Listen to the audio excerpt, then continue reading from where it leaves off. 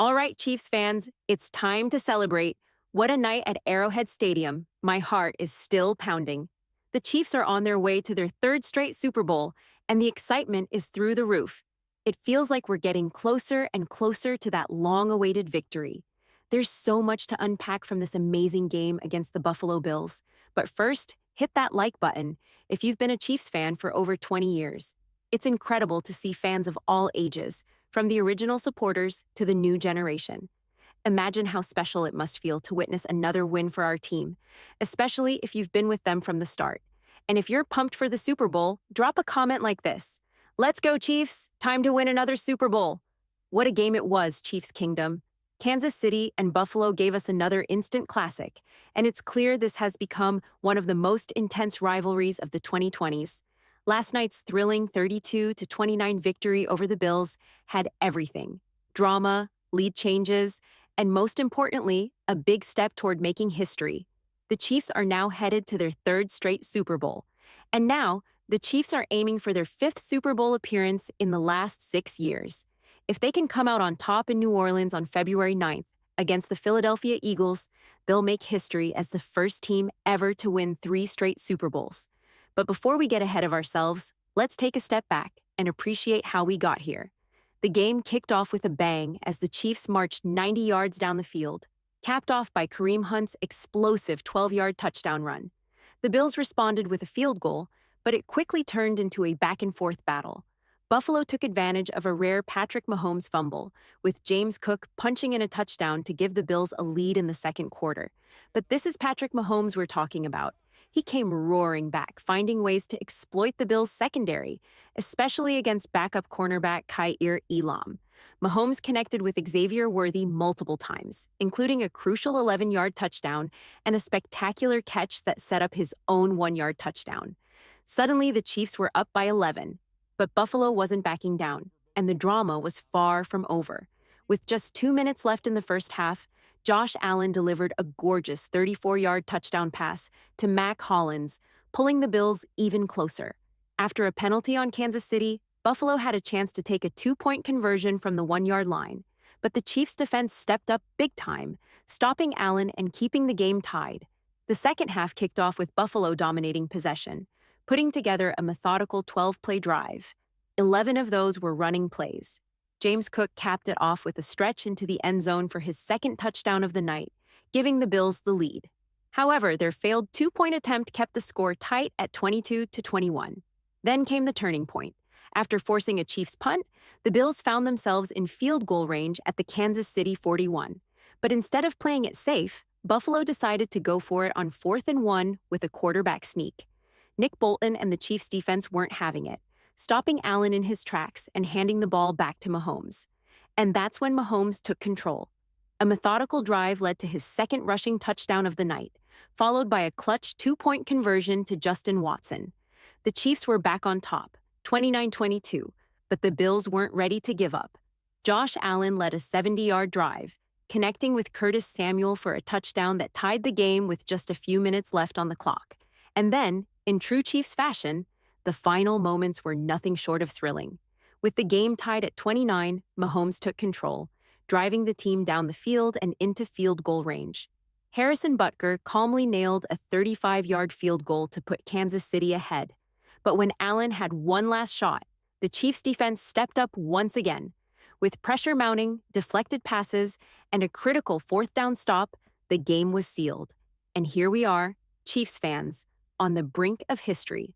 The dynasty keeps growing, but the job's not finished yet. The Eagles are waiting, eager for revenge after last year's Super Bowl loss.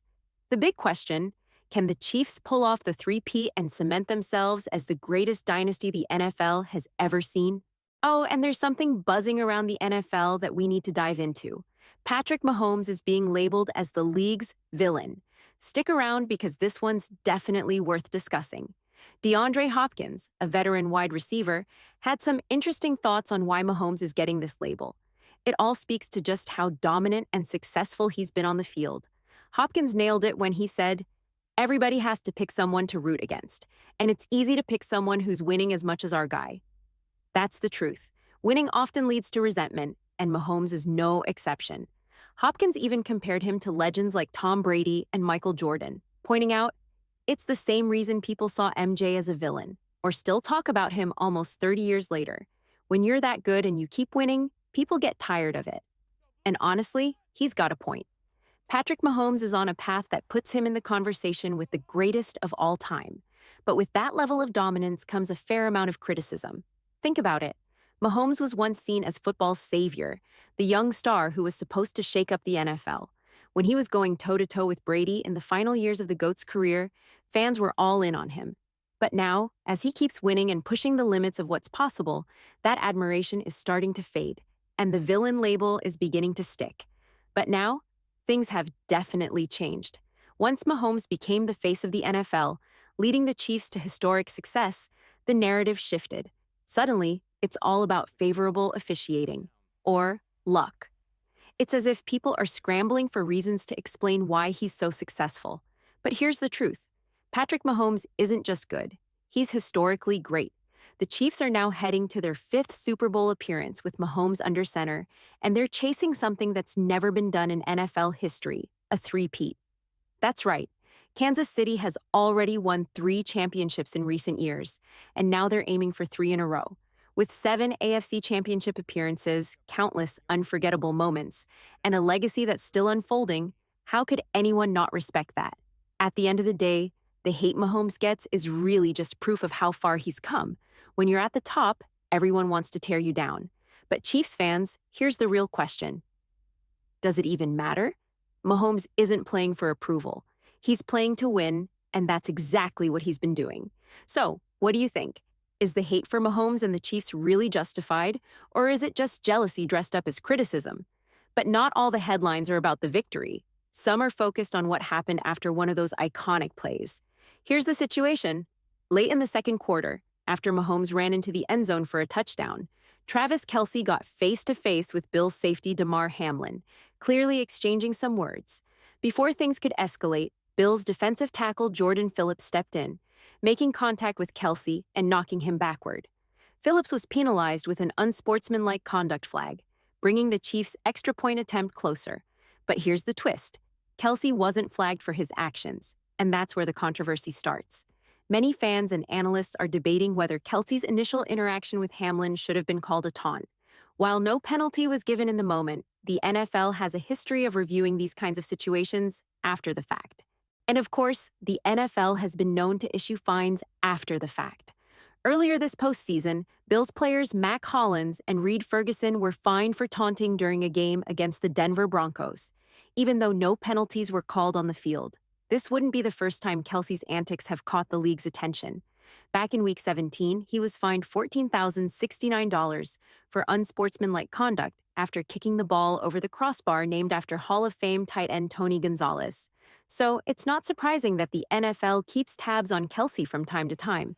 But here's the bigger picture. Chiefs fans, this isn't just about fines or penalties, it's about passion. Kelce plays with an unmatched fire, and that's part of what makes him such a force on the field.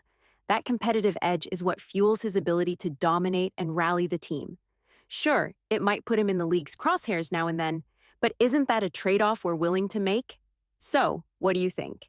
Was Kelce's interaction simply a burst of competitive fire, or do you think the NFL will or should step in with a fine?